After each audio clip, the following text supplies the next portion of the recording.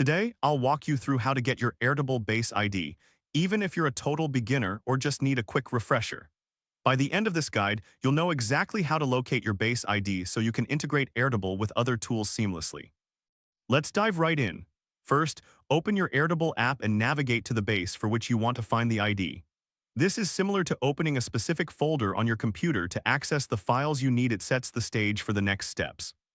Once you're in your desired base, look for the Help button, usually located in the top right corner of the screen. Clicking on this will give you access to valuable resources and documentation.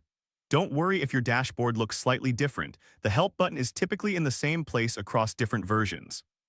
Next, click on the API documentation link. This is where the magic happens. The API documentation is like a user manual for developers, guiding you through the various functionalities of Airtable. Now scroll down to find a section that states, the ID of this base is. The code that follows this sentence is your base ID. This ID is crucial for API integrations and automations, acting like a unique identifier for your base. And there you have it, you've successfully located your Airtable Base ID. Remember, this process is straightforward, and it's totally normal if this takes a moment. If this helped you out, please give the video a thumbs up. If you run into any issues, leave a comment below. Subscribe for more actionable guides. Thanks for watching.